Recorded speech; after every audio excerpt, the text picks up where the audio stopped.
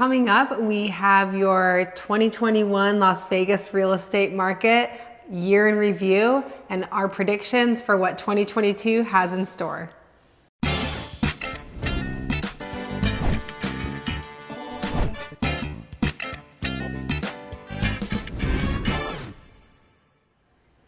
Hey everyone, I'm Steve. And I'm Kristen. We are the Thomas Group with Real Broker, your local Las Vegas and Henderson Realtors. Here today to discuss and recap what 2021 had for us and to give you some predictions on where we think 2022 is going. And apologies that this update might be coming to you a little bit delayed than we usually like to bring it to you. We all got COVID in our house, the baby too. So yeah, it was not any fun at all. We were almost sending for the troops. You were fine. Yeah, you've got a good immune system, but anyway, we made it through, you know. Yeah, we normally like to travel to a different place in Vegas and give you an idea of a cool little spot that you might not be familiar with in our market updates, but because of timing and sickness and everything, we're doing it from our house for you. So yeah, should we get into the numbers? Yeah. So in today's market update, we're going to talk to you a little bit about what's happening in the luxury market, because the luxury market has been absolutely on fire. If you're an investor, we have a lot of investors that actually watch our channel and reach out to us and work with us. If you're an investor or you're thinking about investing in real estate maybe for the first time, I'm going to give you my thoughts on a type of property that you should consider, which I believe there is a big shortage of here in town. We're going to talk to you a little bit about interest rates as well, and how that might be softening the real estate market, or will it? And of course, we'll give you all the data and lots more. All right, so let's get into it. We are going to start with our single family home data that we closed the year out with. So the median sales price for single family homes, we ended 2021 at $425,000. Now that was up 23.2% from the same time, or from the end of 2020, which is crazy appreciation. I mean, it's been a wild year, it really has. I would say the majority of all of our personal listings and everything that we're writing for our buyers is going above list price. Doesn't even matter really what list price is, if it list price, they pulled it out of a hat or what? Yeah, if you are planning on buying this year in 2022, just be prepared that in pretty much every single price point, even in multi-million dollar price ranges, there are multiple offers on the right priced properties. Yeah. Now, in the lower price properties, like, you know, below $500,000, you can expect over 50 offers. If it's a really good property, you really can. Yeah, so if you're a first time home buyer, it can be tricky. It can be really tricky. If you don't have extra cash to be able to put towards waiving the appraisal, which has a little tip for you. If you're planning on buying anytime now and you want to have a strong offer, you really like the property, you're going to want to waive the appraisal contingency. Yeah, otherwise you don't have much of a shot without doing that. I mean, also it's really important, speaking of that, is to have a really strong agent, like our team, a little plug there, but it really matters. We've all, actually, I know everyone on our team has gotten offers accepted because we are aggressive. And like, I know Christina was just telling me she had a client that was a FHA buyer, and she's like, I think the only reason we even got it accepted is because I kept bothering them and they were seriously. Like, I mean, when you've got 50 offers, you need to stand out. Now, there's ways that you can make your offer stand out, and there's ways that we can reassure the listing agent and the sellers that we're the right people to work with, and you're the right buyer.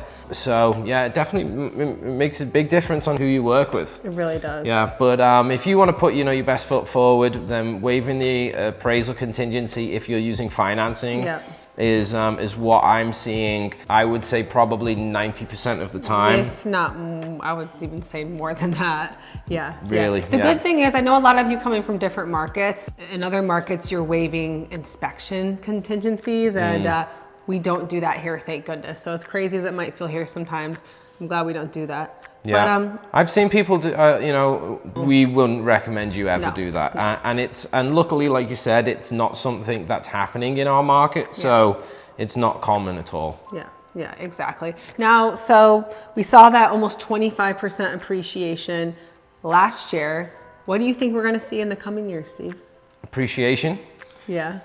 Probably not 25%.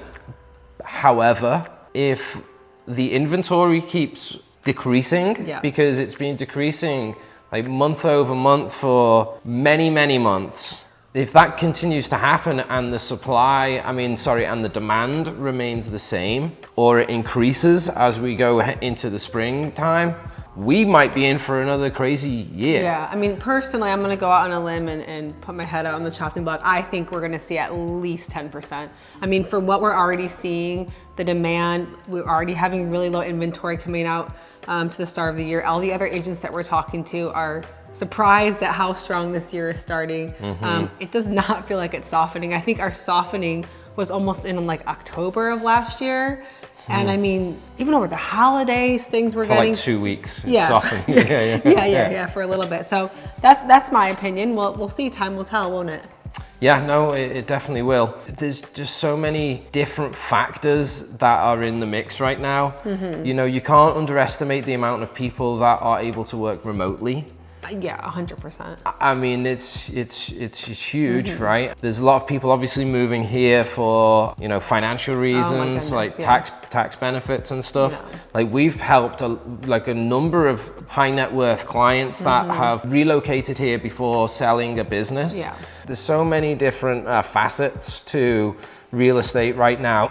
Obviously, the interest rates are super low, historically low. Extremely low. And a good point one of my clients made the other day is he said, well, as long as the interest rate I can get now is below 4%, because he said inflation's running it, if they say 4%, that's like free money. And when you look at it like that, it makes a lot of sense. So I guess, you know, the inventory has to increase dramatically, but what's going to do that? I mean, I don't know, unless some sort of black swan event that happens that causes us all to need to start renting or move out of town. You know, I just can't foresee that. So yeah, I think you're right on the money. You know, 10% increase. If we're sitting here this time next year, and we were saying we had another 25% increase, it wouldn't surprise me. Yeah, it wouldn't surprise me either. Right? Really, you know, there's the amount of money that has been now increased into circulation. It has a knock-on effect.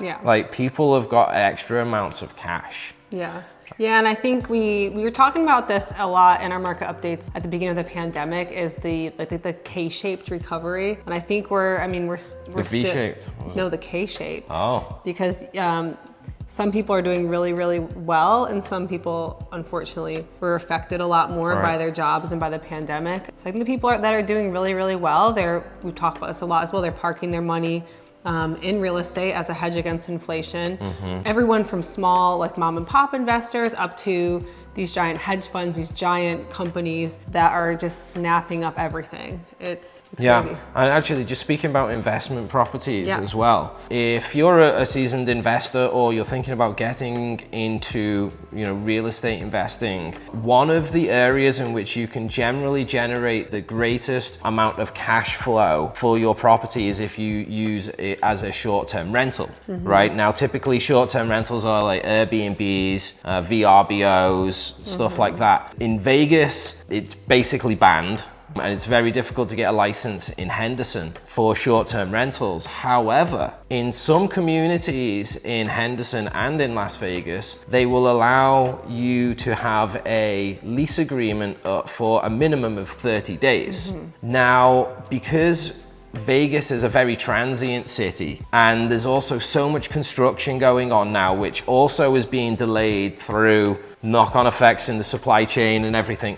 People are moving here and they don't have a place to move into. Not only that, people move here for a short period of time to try and live like a local, get an idea of, you know, what it's like in July when it's 120, and see if it's for them. So what I highly recommend you give some consideration to is finding a property, fully furnishing it, and using it as a short-term rental, not on Airbnb. You can if you want, you put it on Airbnb. Yeah. As a monthly, month to month. But month to, minimum 30-day terms. I'm seeing condos in Henderson furnished going for $2,500 a month. Small condos. Yeah, small condos, like 2-bedroom, just because they're in Henderson. People want to, you know, kind of live where they want to buy. So it's a great idea, Steve. So yeah, let us know if you need help. We would love to assist in that for you. Yeah. Okay. So let's move on. Let's look at units sold, which really shows us the demand. There were 3,178 units sold in that last month. That was actually down 3.8% from the previous month, but that's just looking at the month of December. And that's not surprising because there's no inventory, but actually our overall sales, our overall sales for the year were up above all of our previous years. So. Yeah, and in the luxury market as well. Listen to this. Yeah. You probably know this because you know the stats better than I do. But in 2020, they sold over 800 homes in the luxury market, so that's over $1 million. In 2021, they did over 1,600. They doubled it. Wow. I mean, I'm not surprised. I'm not surprised at all. When we have so many people reaching out to us, you know, moving from California. You can get a lot of bang for your buck here still. Yeah. You know, yes, we're in the desert and you deal with the hot summers and stuff, but you know, right now in January it's pretty chilly. My clients arrived from Oregon the other day, and they were thrilled because they said they didn't realize that they wouldn't have to throw out their winter clothes. Yeah, you know, it is nice. You can still whip out your sweaters for a month or two, but you don't have to scrape your car, scrape the snow off, so it's great.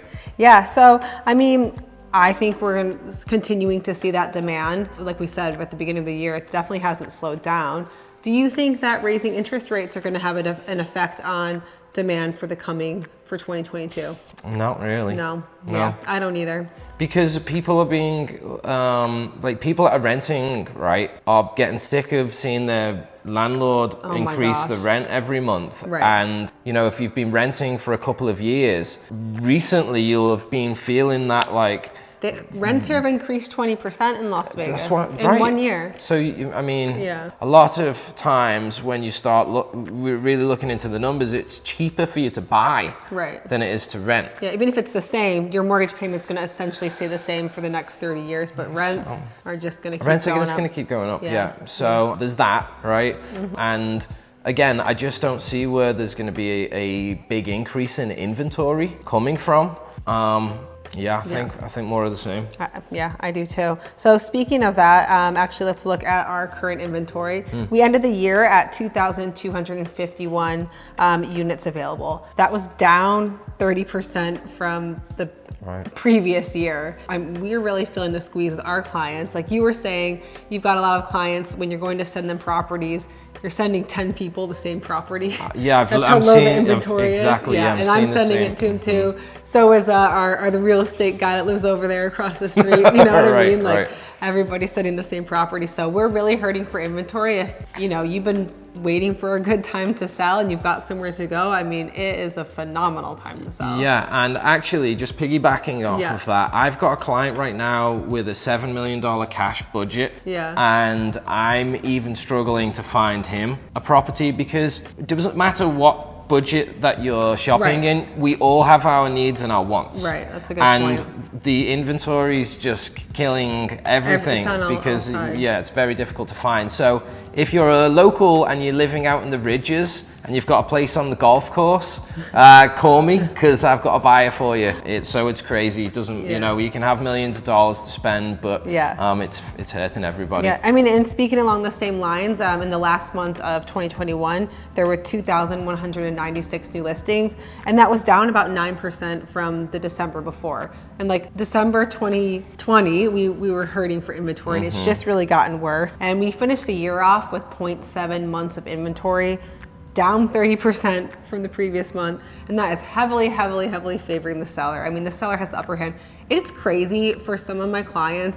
By the time we go to look at a property, the seller says, I'm not even accepting any more offers. I'm like, wait, so you don't even, what if I brought you an offer like 50 over list? Like, oh, you're just not accepting it? No, they're not accepting it. Yeah. They're fed up. It's crazy. I mean, sometimes I think that the agents that are representing them haven't given them forewarning on how crazy it is. Yeah. Because I mean, I know you've got to stop showing it at some point, but after like 2 days of being on the market, like, come on. Some of these are within 24 hours. Right. Yeah. It's insane. Yeah, I know. Yeah. So yeah, you guys, you've got to act fast and you've got to act aggressively. Yeah, exactly. All right, so that was our single family stats. Let's look at condos and townhomes. They finished the year off with a median sales price of $242,000. Guess how much that's up from the previous year?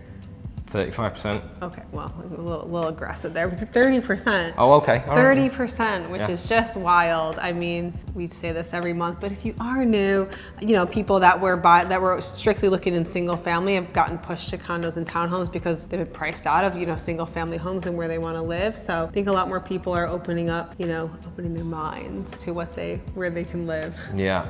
Thinking of these numbers, it always makes me think about the people that like commented like 2 years ago, just wait, you know, I'm waiting for the crash. Yeah. And now no one's got a crystal ball. No one's got a crystal ball. Right, and that's what we always tell our clients too. It's like, yes, something could happen tomorrow, but does it make sense for you right now? Can you afford your payment right now? All right, there were 827 condos and townhomes that sold last month. That is up 4.4% from the same time last year. But again, finishing the year off, condos and townhome sales were up from previous years, which not surprising. Not surprising at all. There were 387 condos and townhomes available for sale at the end of 2021. That's not a lot. In fact, it's down 66.4% from the previous year. So wow, like nothing available. And there were 609 new listings, which is down about 1% from same time last year. But wow, 0.5 months of inventory.